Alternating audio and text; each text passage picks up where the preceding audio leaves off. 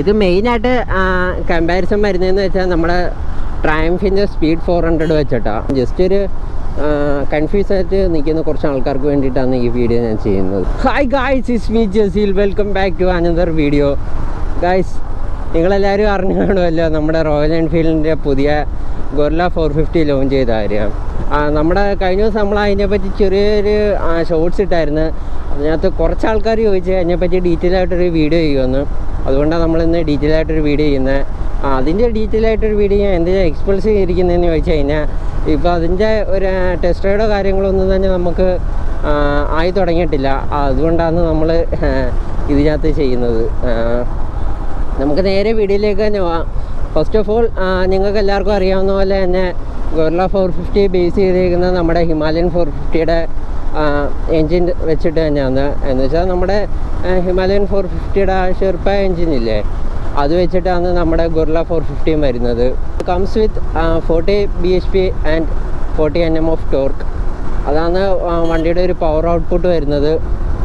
പിന്നെ അടുത്തതായിട്ട് നമ്മൾ ഫ്രെയിമും കാര്യങ്ങളും ഒക്കെ നോക്കുന്ന ടൈമിൽ നമുക്ക് നേരെ ഒരു റിവ്യൂ പോലെ തന്നെ അത് പറയാം. ഫസ്റ്റ് നമുക്ക് ലുക്സിൽ നിന്ന് തന്നെ തുടങ്ങാം. ഒരു ലുക്സ് നോക്കുന്ന ടൈമിൽ റോഡ്സ്റ്റർ ബൈക്കാണ്. റോഡ്സ്റ്റർ ബൈക്ക് എന്താണെന്ന് അറിയാത്തവർക്ക് വേണ്ടിയിട്ട് ഞാൻ ജസ്റ്റ് ഒന്ന് പറഞ്ഞുതരാം എന്താണെന്ന്. മെയിൻലി റോഡിൽ ഓടിക്കാനുള്ളതാണ്.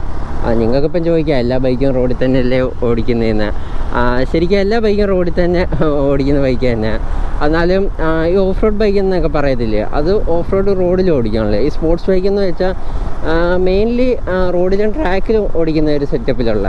റോഡ്സ്റ്റർ എന്ന് വെച്ചാൽ നമ്മുടെ റോഡിൽ തന്നെ ഓടിക്കാനുള്ള, ടാർ ചെയ്ത് അങ്ങനെയുള്ള റോഡിൽ ഓടിക്കാനുള്ള. റെട്രോ ലുക്കിംഗ് എന്നൊക്കെ വേണമെങ്കിൽ പറയാം. ഫ്രണ്ട് നോക്കുന്ന ടൈമിൽ ഒരു റൗണ്ട് ഷേപ്പിലായിട്ടുള്ള ഒരു LED യൂണിറ്റ്സ് അതിനകത്ത് വന്നേക്കുന്നത്. നിങ്ങൾക്ക് ഈ ഫോട്ടോ കാണുമ്പോൾ മനസ്സിലാവും അത്. എന്ന് വെച്ചാൽ നമ്മൾ സാധാരണ ഹിമാലയൻ 452-ലും ഒക്കെ കണ്ടുവന്നേക്കുന്ന ആ ഒരു ഹെഡ്ലൈറ്റ് സെറ്റപ്പ് അതിനകത്ത് വന്നേക്കുന്നത്. ഫ്രണ്ടിലത്തെ സസ്പെൻഷൻ നോക്കുന്ന ടൈമിൽ അത് ഹിമാലയനി വന്ന പോലെയുള്ള 43 mm ഷോവയുടെ UST ഫോർക്കൊന്നും വരുന്നില്ല. ഇതിൻ്റെ ഒരു സസ്പെൻഷൻ സെറ്റപ്പ് നോക്കുന്ന ടൈമിൽ 43 mm കൺവെൻഷനൽ ടെലിസ്കോപ്പിക് ഫോർക്കാണ് ഇതിനകത്ത് വന്നേക്കുന്നത്.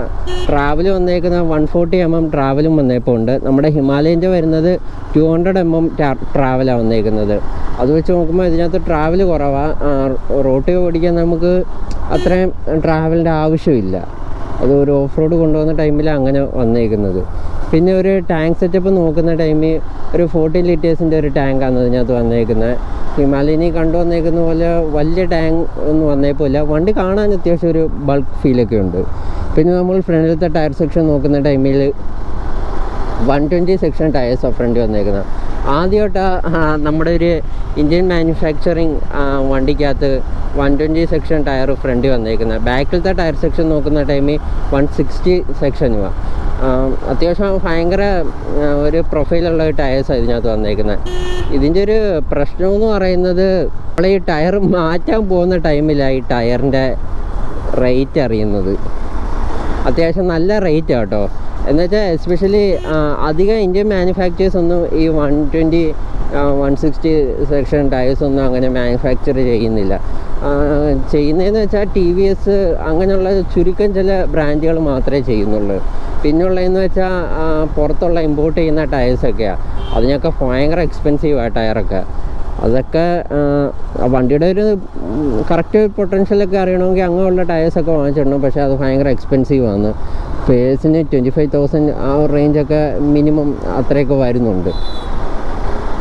ഇനി അടുത്ത് നമുക്ക് നോക്കേണ്ടത് വണ്ടിയുടെ ഒരു ഓവറോൾ ലുക്സിനെ പറ്റിയാണ്.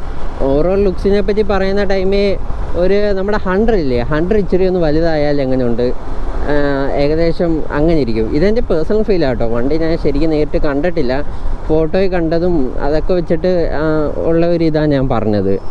പിന്നെ നമ്മൾ ഹിമാലയം വെച്ച് നോക്കുന്ന ടൈമിൽ ഇതിനകത്ത് സീറ്റ് ഹൈറ്റ് കുറവാണ്, ഗ്രൗണ്ട് ക്ലിയറൻസ് കുറവാണ്.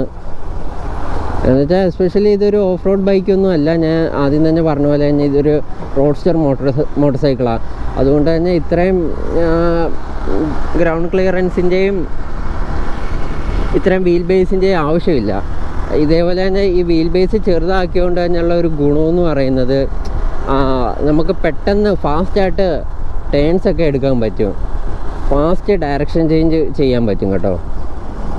നമ്മൾ ഹിമാലയനകത്ത് ഒരു ടൈറ്റ് ട്രാഫിക്കിലൊക്കെ ഓടിക്കുന്ന ടൈമിൽ അത് ഭയങ്കര ബുദ്ധിമുട്ടാണ്. പക്ഷേ ഇത് അത്രയ്ക്ക് ബുദ്ധിമുട്ടുമില്ല. ഹിമാലയനെക്കാട്ടി ഏകദേശം 15 കിലോസ് എന്തോ കുറവാണ്. ഇതിൻ്റെ സീറ്റ് ഹൈറ്റ് വന്നിട്ട് ഏകദേശം 780 mm ഉള്ളൂ ഇതിൻ്റെ സീറ്റ് ഹൈറ്റ്. അങ്ങനെ നോക്കുന്ന ടൈമിലും ഈ വെയിറ്റ് കുറഞ്ഞ ഇരിക്കുന്ന ഒരിതിലും ആ വണ്ടിയുടെ ഏകദേശം ഒരു 40 PS പവറും 40 Nm ടോർക്കും 40 Nm ടോർക്കും ഇതൊക്കെ വെച്ച് നോക്കുമ്പോൾ അത്യാവശ്യം നല്ല പവർഫുൾ ആയിട്ടുള്ളൊരു ബൈക്ക് കേട്ടോ.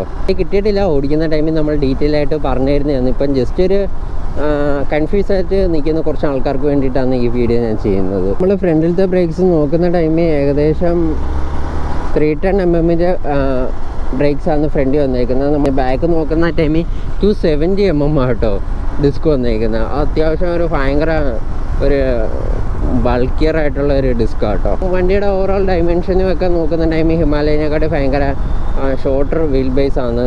അതുകൊണ്ട് തന്നെ നമുക്ക് ഫാസ്റ്റ് ഡയറക്ഷൻ ചേഞ്ച് ചെയ്യാൻ പറ്റും. ഒരുവിധപ്പെട്ട എല്ലാവർക്കും ഫ്ലാറ്റ് ഫുട്ട് ചെയ്യാൻ പറ്റുന്ന രീതിക്കുള്ള ഒരു സീറ്റ് ഹൈറ്റ് വന്നേക്കുന്നത്. പിന്നെ സീറ്റ് നോക്കുന്ന ടൈമിലും നമ്മൾ ഹിമാലയനെ കണ്ടുവന്നേക്കുന്ന സീറ്റില്ല, ആ സീറ്റ് തന്നെ ഇതിനകത്തും വന്നേക്കുന്നത്. അതിൻ്റെ ഭാഗത്തൊന്നും വ്യത്യാസമൊന്നുമില്ല. ഇനി ഞാൻ ചെറിയൊരു കമ്പാരിസൺ പറഞ്ഞുതരാം. ഇത് മെയിനായിട്ട് കമ്പാരിസൺ വരുന്നതെന്ന് വെച്ചാൽ നമ്മുടെ ട്രയംഫിൻ്റെ സ്പീഡ് 400 വെച്ചിട്ടാണ്. അത് വെച്ച് നോക്കുന്ന ടൈമിൽ ഇത് ഏകദേശം 15,000 കൂടുതലാണ് നമ്മുടെ ഗൊറില്ല 450ക്ക്. നമ്മുടെ ട്രയംഫിൻ്റെ റേറ്റ് വന്നിട്ട് 2,25,000 വന്നേക്കുന്നത് എക്സ് ഷോറൂം പ്രൈസ്.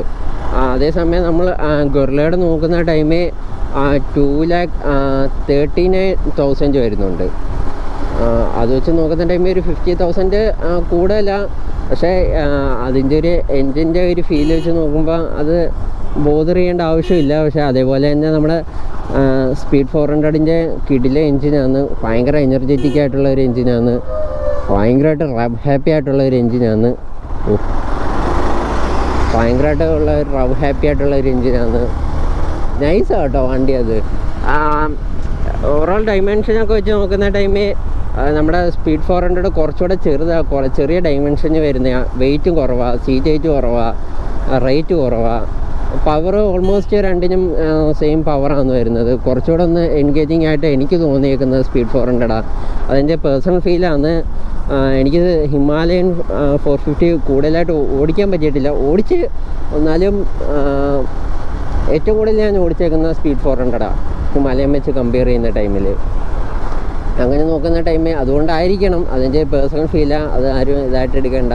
നമുക്ക് എന്തായാലും ഇത് വരുന്ന ടൈമിൽ രണ്ടും വെച്ചിട്ട് ഒരു കമ്പാരിസൺ വീഡിയോ ചെയ്തു നോക്കാം. ഇതൊരു ട്വിസ്റ്റി റോഡ്സ് ആട്ടോ, ഭയങ്കര ടേൺസും. ഇപ്പോൾ സ്കൂൾ വിടുന്ന ടൈമൊക്കെ അതുകൊണ്ട് എപ്പോഴും ബസ്സും പിള്ളേരും ഒക്കെ, അതുകൊണ്ട് നമുക്ക് അധികം പുഷ് ചെയ്യാനൊന്നും പറ്റത്തില്ല.